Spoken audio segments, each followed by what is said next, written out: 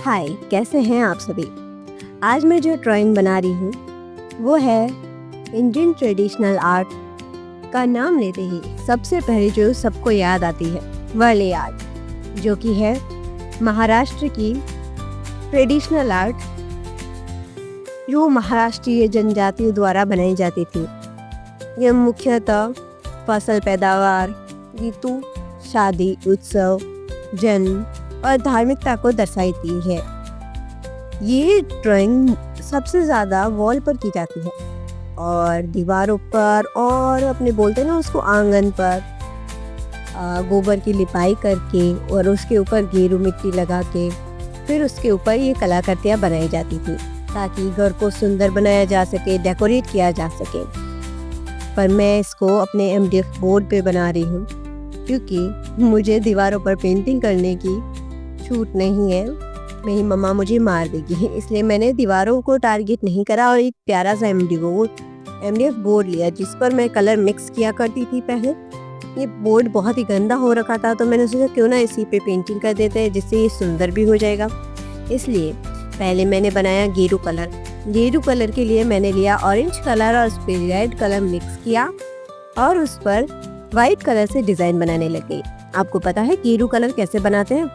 गेरू colour traditional form से देखें तो गेरू मिट्टी आती है, उससे गेरू कलर बनाया जाता था। और वाइट कलर रात भर चावल भिगोकर फिर उसको पीस कर वाइट कलर बनाया जाता था। जब मैंने पहली बार ये सब जाना कि कला को बनाने के लिए, ड्राइंग बनाने के लिए पहले के लोग कितनी मेहनत किया करते थे। आजकल तो हमें बने बनाए कलर मिल जाते हैं, वाइट कलर, ऑरेंज कलर, सब कलर हमारे लिए अवेलेबल है। पहले इन सब कलर को बनाया जाता था। ये सोच के भी मुझे बहुत आनंद आता है, काश मैं भी बना पाती, पर मेरे को लगता है कि मैं कुछ गड़बड़ कर दूंगी, इसलिए मैं बना नहीं पाती।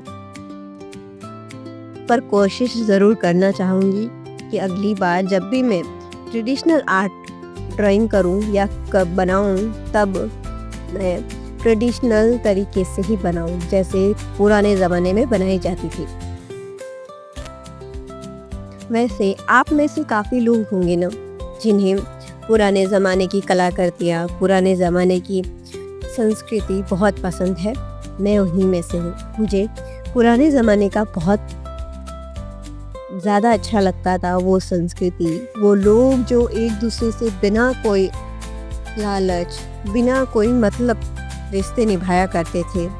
आजकल तो हर कोई अपने रिश्तों में लालच और उन्हीं से बंधे हुए हैं, पर पहले सब लोग एकजुट रहा करते थे। हर फंक्शन में अपने रिश्तेदारों के साथ रहना, वो सादगी, वो आजकल कहाँ देखने को मिलती है। वैसे आपसे बातें करते करते पता ही नहीं चल रहा, फटाफट से मैं ड्राइंग किए जा रही हूँ। वैसे मैं बता देती हूँ कि मैं जो भी बना रही हूँ उसके बाद ही मैं वॉइस रिकॉर्ड करती हूँ ताकि मैं आराम से वॉइस रिकॉर्ड कर सकूँ और बैकग्राउंड की वॉइस भी अच्छे से एडिट कर सकूँ, इसलिए मैं बाद में वॉइस रिकॉर्ड करती हूँ। वैसे मुझे ना पता नहीं है, मैंने देखा नहीं है डिज़ाइंस, मैं सिर्फ बनाए जा रही हूँ। मैंने सिर्फ ये ड्राइंग कहीं पे देखी थी, थोड़ी बहुत उससे मैच करते हुए बना रही हूँ, थोड़ी बहुत अपने दिमाग से बना रही हूँ और कोशिश कर रही हूँ कि एक अच्छा सा आर्ट फॉर्म रेडी कर सकूँ।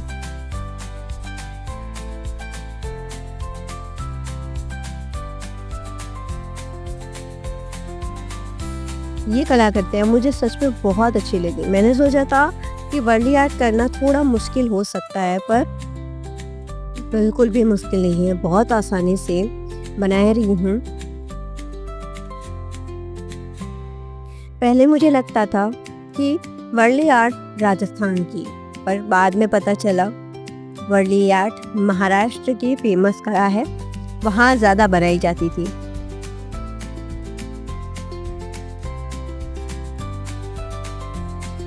आजकल तो कच्चे मकान और ऐसी कलाकृतियाँ देखने को बहुत कम मिलती है। मैं गांव में ही रहती हूँ, पर मैंने कभी भी कच्चे मकान गोबर से निपे हुए बहुत कम देखे। मेरे गांव में मैंने कभी नहीं देखे। मैं कभी दूसरे गांव गई होंगी तब देखे होंगी तो पता नहीं, पर मैंने अपने आसपास तो कभी भी छोटे कच्चे मकान देखे ही नहीं है।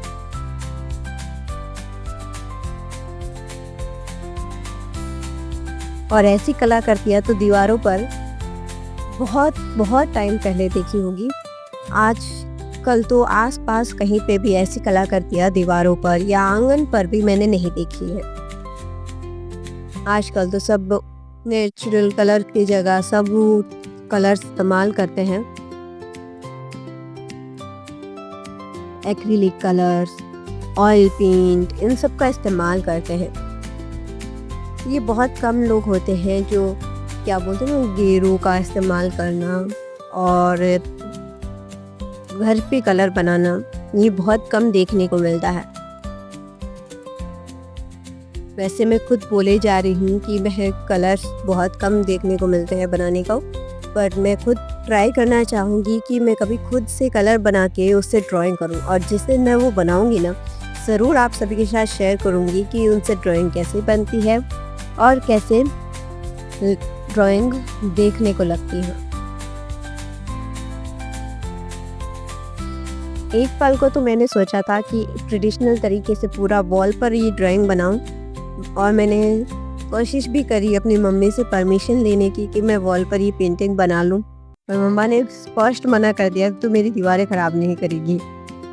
मुझे लगता है कि मैं अच्छे से नहीं बना पाऊंगी, और एक पल को सोचूं तो छोटे बोर्ड पर बनाना बहुत ईजी होता है, पर एक वॉल पर इसी पेंटिंग करना थोड़ा मुश्किल हो सकता है। इसीलिए मैंने वॉल को टारगेट नहीं करा, फर्स्ट मैंने MDF बोर्ड को टारगेट करा है, ताकि मैं अच्छे से ड्राइंग कर सकूं। एक बार ट्राई करने के बाद फिर से दूसरा बनाना इजी होता है। फर्स्ट ट्राई सीधा दीवार पे करना मेरे हिसाब से गलत होगा, इसीलिए मैंने पहले MDF बोर्ड को टारगेट करा है।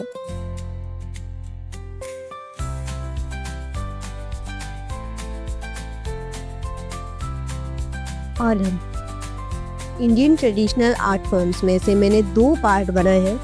फर्स्ट पार्ट, इसमें मैंने वर्ली आर्ट और पट्टचित्र को टारगेट करा है।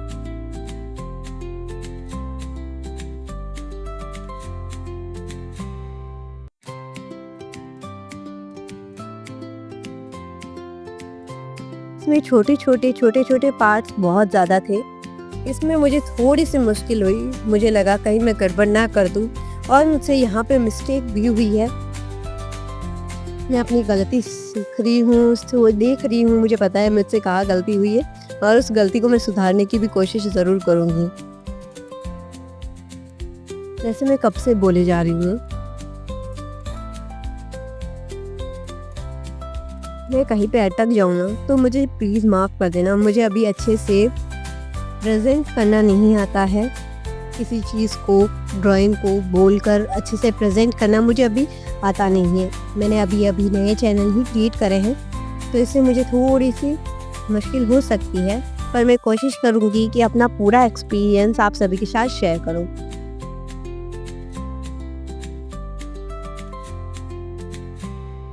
वैसे आप में से कौन कौन है जिन्हें इंडियन ट्रेडिशनल आर्ट्स बहुत पसंद है? प्लीज़ कमेंट करना, ताकि मुझे भी पता चले कि मेरी तरह काफ़ी लोग हैं जो इंडियन ट्रेडिशनल्स को फॉलो करते हैं।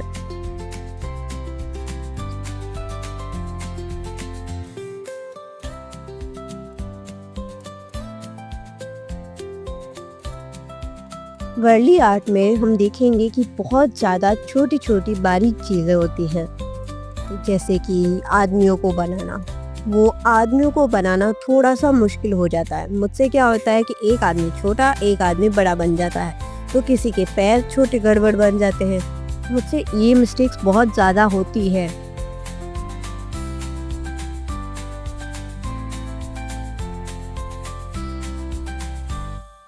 आपसे बातें करते करते पता भी नहीं चला और हमारा वर्ली आर्ट रेडी हो चुका है। कमेंट में ज़रूर बताना कि आपको ये वर्ली आर्ट कैसा लगा। Thank you. पट्टचित्र, ये है हमारी ट्रेडिशनल आर्ट फॉर्म का सेकंड ड्राइंग जो मैं आज बनाने वाली हूँ। पट्टचित्र ट्रेडिशनली देखें तो एक उसके लिए पट्ट तैयार किया जाता था।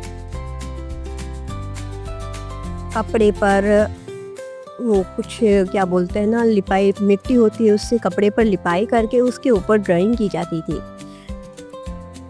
लेकिन मैंने कैनवास क्लॉथ का ही, कैनवास का ही इस्तेमाल करा है। कैनवास बोर्ड नहीं है, ये कपड़ा है जो कैनवास पैड्स आते हैं ना, उसी का मैंने इस्तेमाल करा है। और ये ट्रेडिशनली पट्टचित्र ट्रेडिशनली हम देखें तो ये उड़ीसा का ट्रेडिशनल आर्ट है। ये धार्मिक कथाओं और लोक कथाओं को दर्शाती है और कपड़े पर बनाई जाती है। और इसमें जो कलर्स का इस्तेमाल किया जाता है ये सब नेचुरल कलर्स बोल सकते हैं, प्राकृतिक रंगों और पारंपरिक तकनीकी का इस्तेमाल करके बनाया जाता था। और ये पेंटिंग हाथ से बनाई जाती थी। ये बहुत ज़्यादा प्यारी और खूबसूरत लगा करती थी। मैंने जब ये पहली बार सुना कि पट्टचित्र नाम से भी ड्राइंग होती है, तो मैंने सोचा क्यों ना हम भी एक बार कोशिश करें पट्टचित्र बनाने की। तो मैं शुरू हो गई। मैंने सोचा क्यों ना अपनी इंडियन ट्रेडिशन को फॉलो करके एक ड्राइंग बनाई जाए। इंडियन कला, हमारा देश हर क्षेत्र में सबसे आगे है। कला के क्षेत्र में देखो, संस्कृति के क्षेत्र में देखो, तो सब चीज़ों में आगे हैं। हम सब लोग पाश्चात्य संस्कृति के पीछे भाग रहे हैं। हर कोई विदेशी चीज़ों को अपनाना चाहता है, हर कोई उन्हीं चीज़ों में खोना चाहता है। मैं मानती हूँ उनमें कोई बुराई नहीं है, पर हम जो पीछे छोड़ के आगे बढ़ने के लिए कोशिश कर रहे हैं, वो हम भूल रहे हैं कि वो हमारी संस्कृति है। हम वो चीज़ भूल जाते हैं कि हमारी संस्कृति है। मैंने काफ़ी लोगों को देखा है जो हमारी संस्कृति का मजाक उड़ाते हैं, जो हमारी परंपराओं का मजाक उड़ाते हैं। मैं इसी ज़माने की लड़की हूँ। ऐसा नहीं है कि मैं पुराने ज़माने की होकर हूँ और पुराने ज़माने की बातें कर रही हूँ, तो नहीं, मैं इसी ज़माने की हूँ ज़्यादा। और टीनेजर भी समझ सकते हो मुझे, जेनज़ीज़, मैं वही हूँ। पर मुझे ना पुराना ज़माना ज़्यादा अच्छा लगता है। मुझे ऐसा लगता है कि वही लोग, वही संस्कृति ज़्यादा अच्छी थी। उसी टाइम पे सब कुछ सही था। मानती हूँ पाश्चात्य संस्कृति को अपनाना अच्छी बात है, उन्हें अपनाओ। मैं जानती हूँ कि पाश्चात्य संस्कृति हाँ अच्छी है, इजी है उन सब चीज़ों को अपनाना, उन सब चीज़ों के बीच रहना बहुत आसान है। हमारी संस्कृति उन सब चीज़ों से बेहतर है। मेरा मानना है पाश्चात्य संस्कृति को अपनाओ, पर अपनी संस्कृति को मत भूलो, अपनी जड़ों को मत भूलो। अभी क्या हो रहा है कि काफ़ी लड़कियां हैं, मैंने देखा है कि अगर कोई साड़ी वगैरह वियर कर ले, हमारी संस्कृति से जुड़े हुए कपड़े पहन ले, तो उनका काफ़ी मजाक बनाते हैं कि क्या बहन जी टाइप कपड़े पहन रहे। क्यों? हमारी संस्कृति से जुड़ी हुई कपड़े हैं तो उसमें क्या ही बुराई हो सकती है। मुझे लगता है कि साड़ी वियर करना, सूट पहनना ये गलत नहीं है। उनका मजाक बनाना, आप अपने खुद का मजाक बना रहे हो।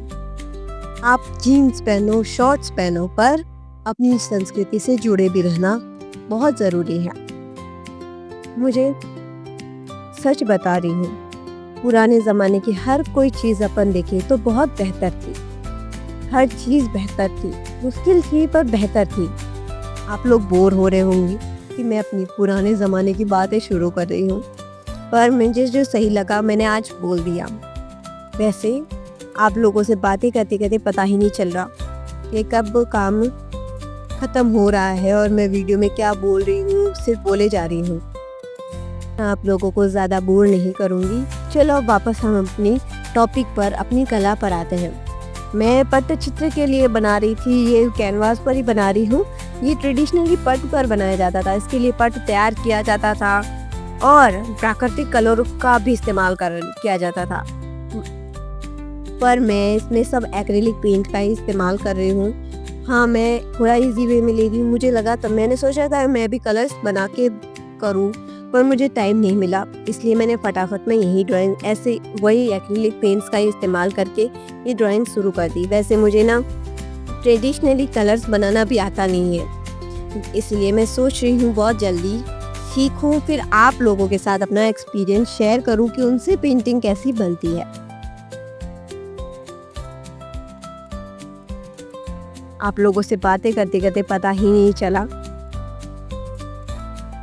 कब इतनी ड्राइंग कंप्लीट हो चुकी है। वैसे मैं बाद में वॉइस रिकॉर्ड कर रही हूँ, आपको पता है, और फटाफट में मैंने थोड़े बहुत शॉर्ट्स को क्रॉप भी करा है, क्योंकि पूरा मैं अगर लेती तो वैसे भी ये 24 मिनट की वीडियो हो रखी है और ज़्यादा बड़ी हो जाती। इसीलिए मैंने सोचा क्यों ना थोड़े शॉर्ट्स क्रॉप कर लूँ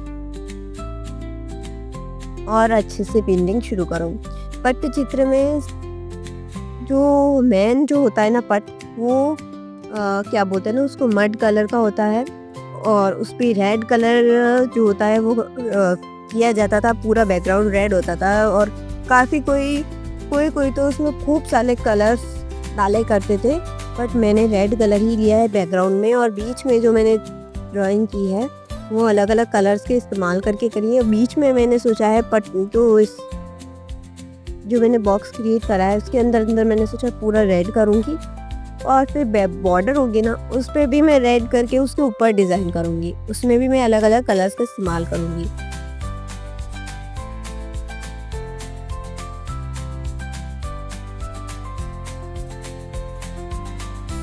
आपको पता है मैं बहुत ज़्यादा बोलती हूँ ऐसे तो करके तो, पर मुझे कभी पता नहीं चला कि इतना बोलने से मुंह भी दुखता है।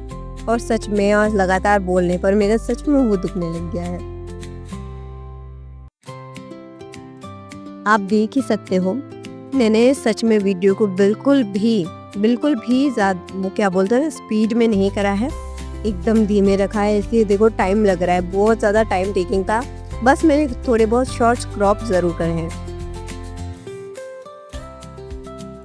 मैंने जो पेन होल्डर और ड्राइंग और जो मून लाइट बनाई थी वो सब मैंने अपने टेबल पर ही सेट कर रखी है। और जो पीछे जो स्केच दिख रहा है बहुत थोड़ा सा ही दिख रहा है। कल या परसों में नेक्स्ट वीडियो जब भी मैं अपलोड करूँगी ना, उसमें मैं उस स्केच को भी आप सभी के साथ शेयर करूँगी। मैं कैसा स्केच बनाया ज़रूर बताना, ये मैंने खुद बनाया है।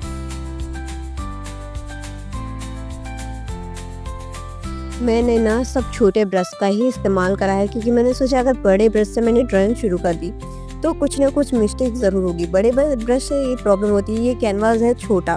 बड़े ब्रश से क्या होता है कि हम जैसे ही ड्राइंग करना शुरू करते हैं ना तो फेड हो जाता है, दूसरी साइड चला जाता है, मिक्स हो जाता है, इससे प्रॉब्लम हो जाती है। इसलिए मैंने सब छोटे ब्रशेस का इस्तेमाल करा है, इसलिए ज़्यादा टाइम लग रहा है।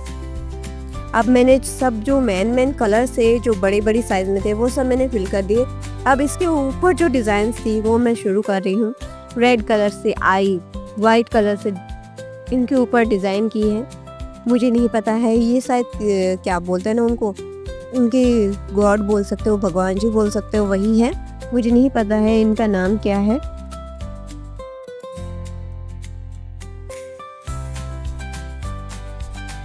मैंने देखा है पट्टचित्र उड़ीसा का है और वहाँ पे ना भगवान जी को या धार्मिक मंदिरों में और धार्मिक क्षेत्रों में ये भेंट के रूप में बनाया जाता था। ये ट्रेडिशनली वॉल पर भी किया जाता था और ये सबसे ज़्यादा धार्मिक स्थलों पर जैसे कि मंदिरों पर, और ये ऐसे पट्ट बनाकर लगाए जाते थे।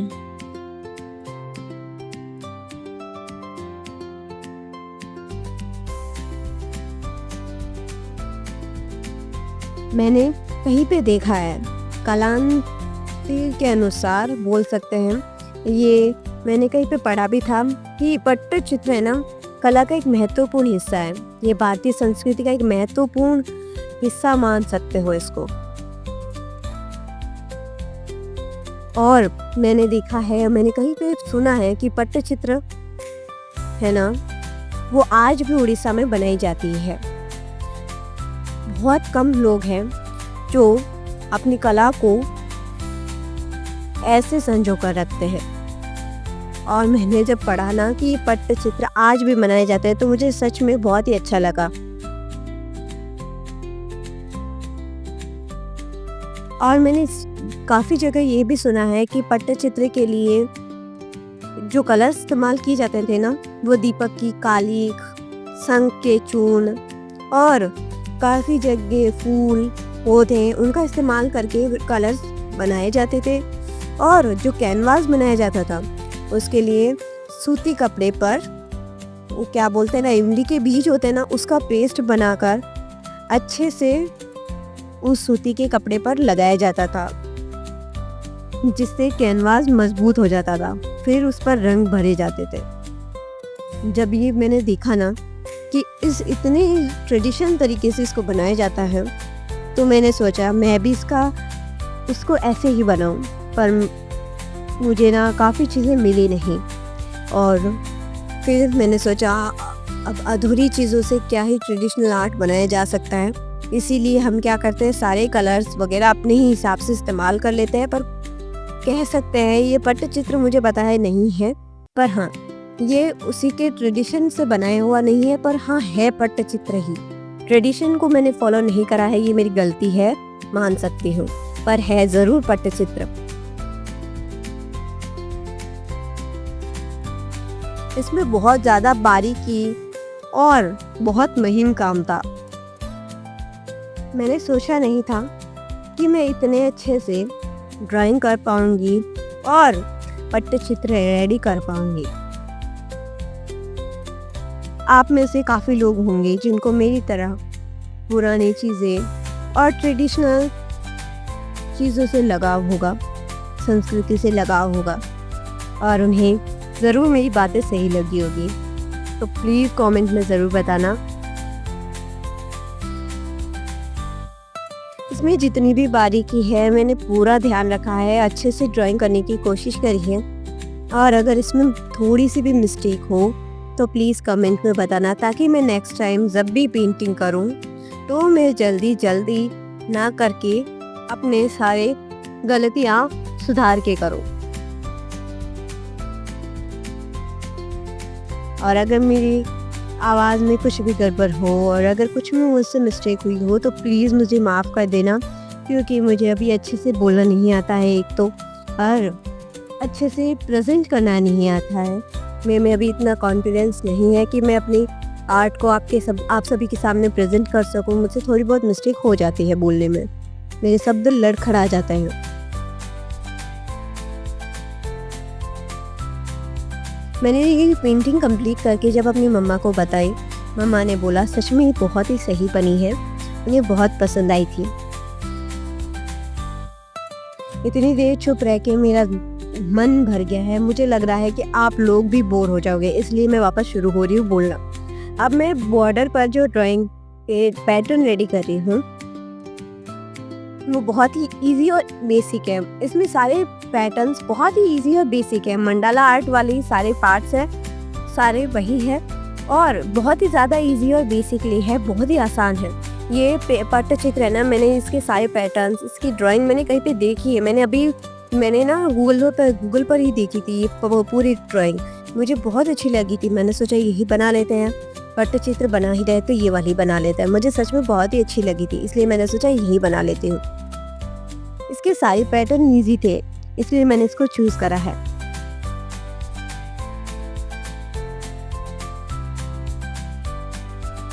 और पट्टचित्र की ये खासियत है, इसमें बहुत सारे कलर्स का इस्तेमाल होता है, जिससे ये रंग बिरंगी हो जाती है। ये रंग बिरंगी ड्राइंग की इसकी सबसे ज़्यादा रंग बिरंगा होना इसके सबसे ज़्यादा सुंदर बनाता है।